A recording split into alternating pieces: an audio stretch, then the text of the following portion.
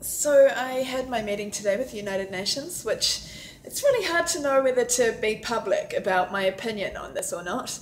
But I thought I'd record a video just to see what I said, which is, it's the United Nations of corruption. It's the United Nations that represents the member states, which are mostly governed by people who are involved in wars, mass murdering, involved in environmental destruction and mass devastation, involved in everything that is destroying this planet for future generations and destroying the peace for current generations. And God forbid you speak out against them, because the United Nations are there paid for by the criminals. That's it. That's what I think. It's, I have to say, I know that, but I went to the meeting hoping that there would be a door open that said, yeah, you know what, we are paid for by the member states, but we also have a mandate of peace, promoting peace, trying for peace, protecting life, protecting the environment. We sort of have these conventions or these agreements that state that we are here to administer the member states to these outcomes, which are peace, environmental protection, human rights protection, right? But I was advised to stop what I was doing. I was told that there was a huge reprisal potential for what I was doing. Huge. So here is a strategy which can produce one of the world's most direct mechanisms for environmental protection. That is the strategy of nature nations. Well, there's a few: Victory, Amazon, and nature nations. Nature nations can it's like the Antarctica Agreement, where all of the international countries agree that they will not industrially aggress the ecosystem of Antarctica, because the world needs it for survival. That's the future generations. That's the children.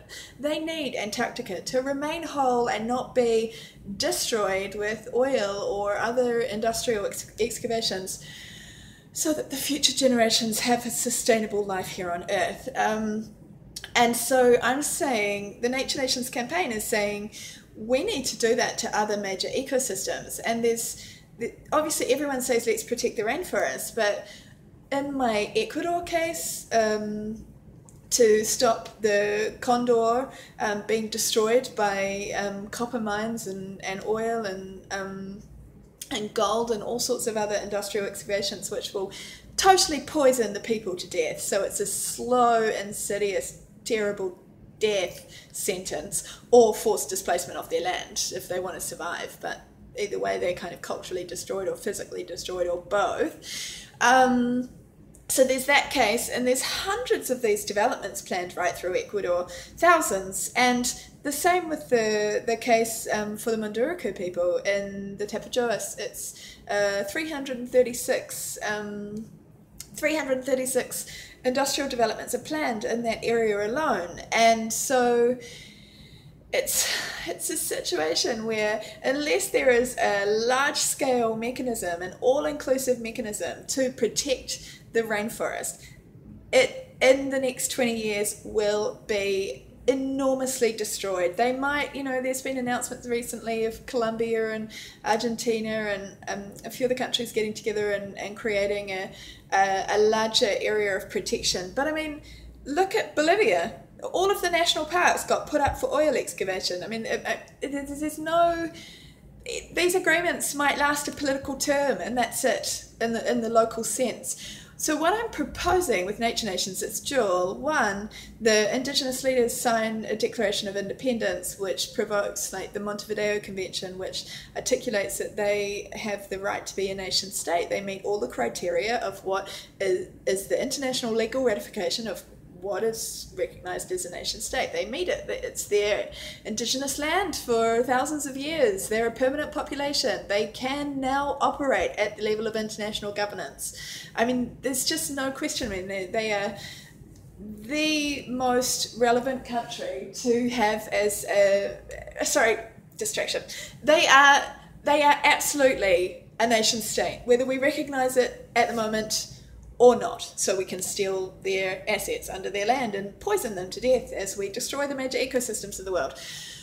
But the point is that they have that right, and then the international community can support that independence by recognising that if they protect this land as a nation state that is dedicated to living in harmony with people and nature, living in harmony with respect, a sustainable development that doesn't destroy the ecosystem in any way, that encourages the use of clean energy innovation, small-scale innovation, that I work on with my clean energy campaign.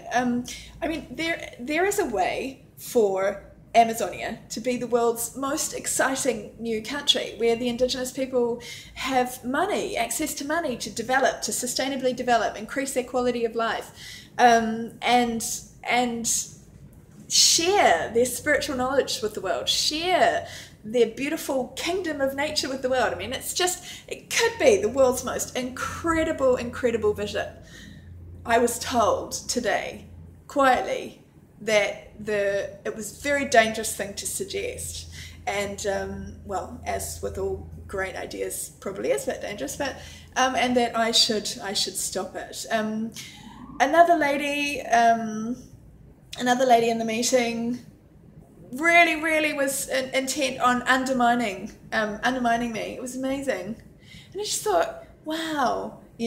So there I am at the United Nations. I'm told to stop doing my work to protect the rainforest, which is some of the most innovative work that I'm aware of, to protect it. And I'm told, and I'm utterly questioned on my authority to, for example, represent the Shuar people, who I have done a huge amount of work for, and totally with their request and with their support. And yeah, so I just thought, it's the United Nations working for the member states. It's the United Nations who are not supportive of new ideas.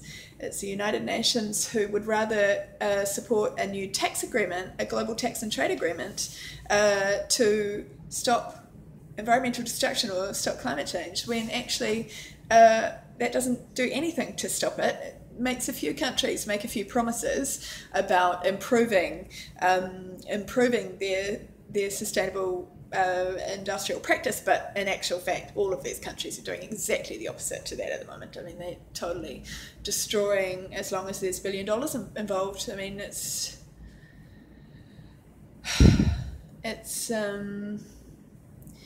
not going to change unless the leadership changes. The leadership is represented by the United Nations, and they are in favour of the leadership. So I started thinking, maybe instead of the United Nations, in the future, we need nature nations, not just as a campaign to protect the rainforest as an independent nation, but nature nations as a alternative to the United Nations.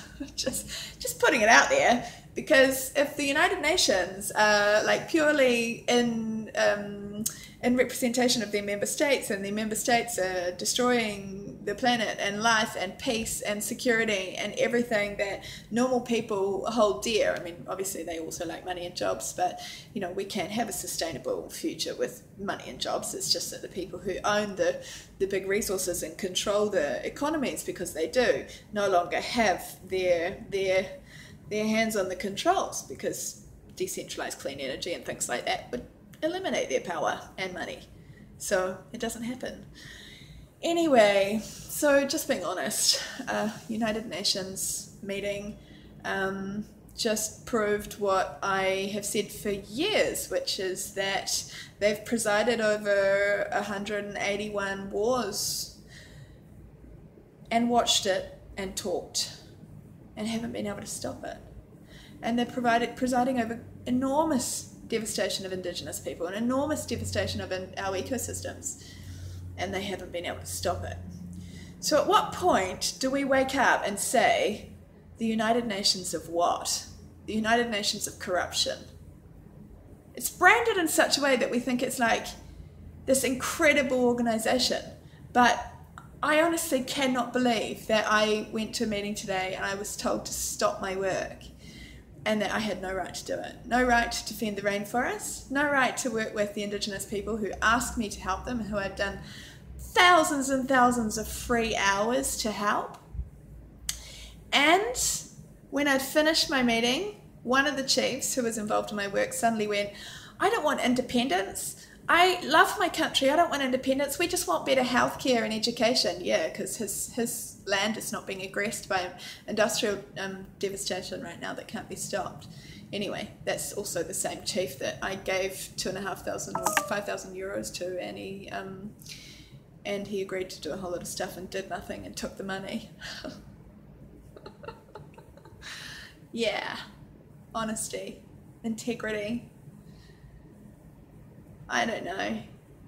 I don't know what the answer is, but I do know that if strategies like the only international legal mechanism that exists to protect the rainforest are instructed by the UN to be stopped, and I'm told that they can do nothing to help it at all, and good luck. And no, they didn't want a photo with me. And that what I'm doing is potentially aggressing the rights of other nation states, which they can't support, in order to give the Indigenous independence and freedom. Then if I'm supposed to stop that, and they're able to immediately corrupt chiefs into going, yeah, I don't want independence. What Indigenous chief doesn't want independence for their land?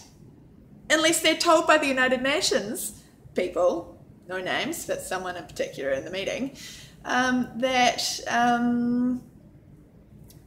it was very dangerous to do this sort of thing, and that they should just concentrate on health and education and wanting rights for that. I mean, it's just a joke. It's a joke! The United Nations is the United Nations of a joke? I don't know. Now I'm rambling. Anyway, I came to New York for this meeting to be told to stop what I do, and that they could do nothing to help. Oh, the planet is fucked.